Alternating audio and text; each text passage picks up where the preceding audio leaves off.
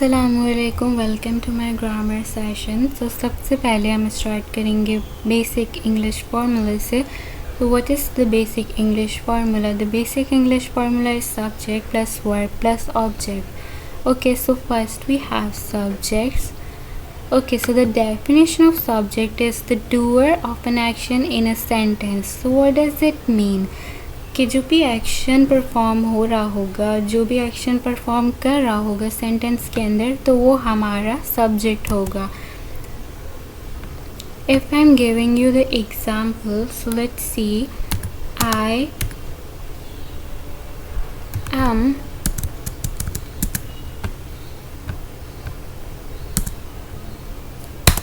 okay, so I am teaching English. So if I'm saying कि I am teaching English, तो इसके अंदर I जो होगा वो सब्जेक्ट होगा, क्योंकि इंग्लिश मैं पढ़ा रही हूँ. I am teaching English, it means कि मैं इंग्लिश पढ़ा रही हूँ. तो इट मीन्स कि सब्जेक्ट मैं हूँ, क्योंकि मैं एक्शन परफॉर्म कर रही हूँ. एज़ यू कैन सी कि doer of an action in a sentence जो है वो सब्जेक्ट होता है, तो यहाँ पे सब्जेक्ट आई है. Okay, let's move on to the other one which is object. So what is basically the object? Object is the receiver of an action. Okay, so the receiver of an action in a sentence is object. Okay, so let's see example. I teach English. Okay, so if I'm saying कि I teach English यानी मैं English पढ़ाती हूँ, तो English जो है वो मेरा एक्शन रिसीव कर रहा है. सो इट मीन्स कि इंग्लिश जो है वो एक ऑब्जेक्ट है. So let's see the definition. The receiver of an action in a sentence, it's called object. So English हमारा क्या हुआ? Object हुआ. Okay, so let's move on to the another one, which is the most important, verb. So what is basically the definition of verb? Verb is a word used to express action or state. कोई भी word जो कि action और state perform कर रहा हो, वो जो है वो वर्ब होता है. और वर्ब कोई भी एक्शन या स्टेट परफॉर्म करने को हम यूज़ करते हैं. ओके, सो वर्ब एक नहीं है, वर्ब के फॉर्म्स हैं. सो सबसे पहले हमारे पास आ जाते हैं action verb. So what is basically the action verb? So इसके नाम से ही पता चल रहा है कि कोई भी हम एक्शन परफॉर्म करेंगे तो इट मीन्स कि वो एक्शन वर्ब होगा. एक्शन वर्ब शोज़ मूवमेंट, यानी कि किसी भी वर्ब के अंदर कोई भी मूवमेंट हो रही होगी तो उसको हम एक्शन वर्ब कंसिडर करेंगे. It contains 5 forms. इसकी 5 फॉर्म्स होती हैं, क्योंकि ऑब्वियसली हम जब एक्शन परफॉर्म कर रहे होते हैं तो उसके अंदर उसकी फॉर्म्स के थ्रू हम उसको डिफ़ाइन करते हैं. For example, go, went, gone, going, goes. Okay, so forms of verb आपको याद करनी पड़ेंगी सारी. और बहुत ही अच्छी बुक है ब्रेन एंड मार्टिन वाली इंग्लिश ग्रामर की, जिसमें all forms of words available है. आप कहीं से भी याद कर सकते हैं, आप ऑनलाइन भी याद कर सकते हैं.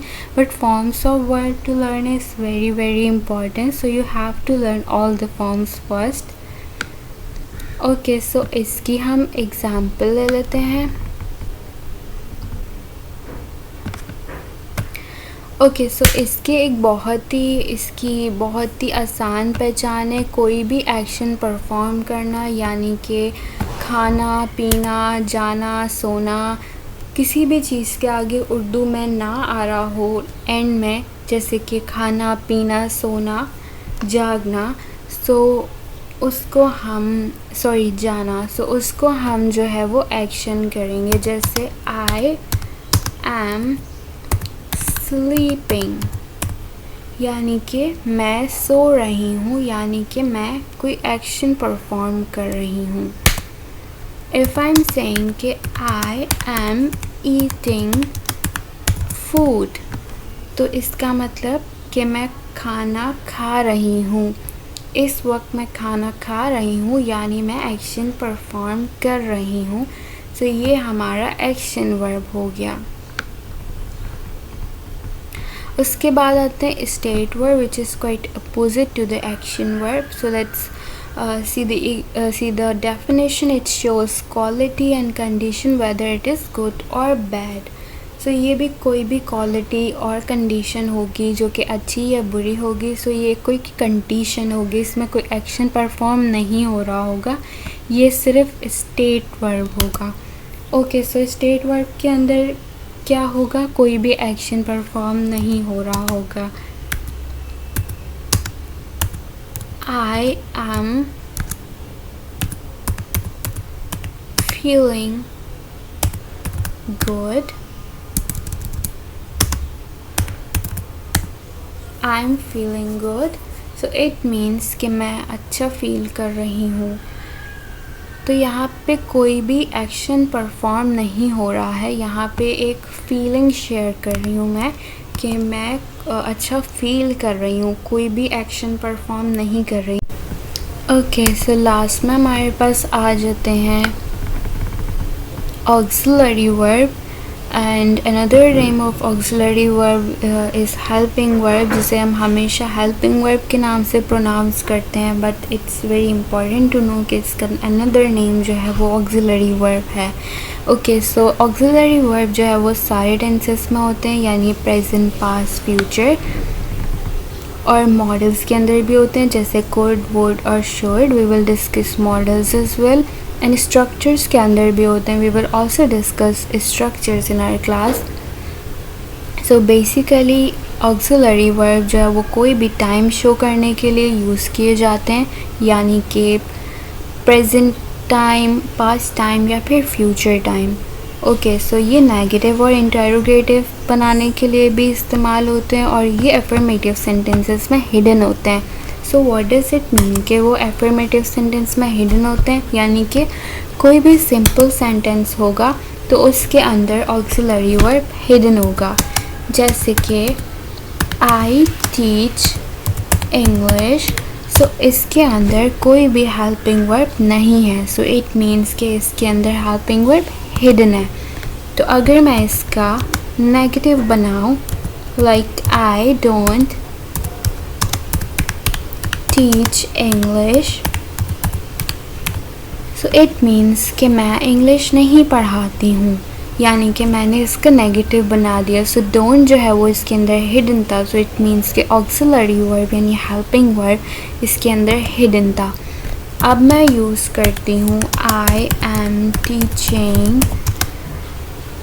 इंग्लिश, सो इसके अंदर एम जो है वो एक ऑक्सिलरी वर्ब है, यानी कि हेल्पिंग वर्ब है, क्योंकि मैं कंटिन्यूस चीज़ की बात करती हूँ कि मैं टीचिंग कर रही हूँ, तो ये मेरा कंटिन्यूस टाइम की बात कर रही हूँ कि मैं अभी भी टीचिंग कर रही हूँ।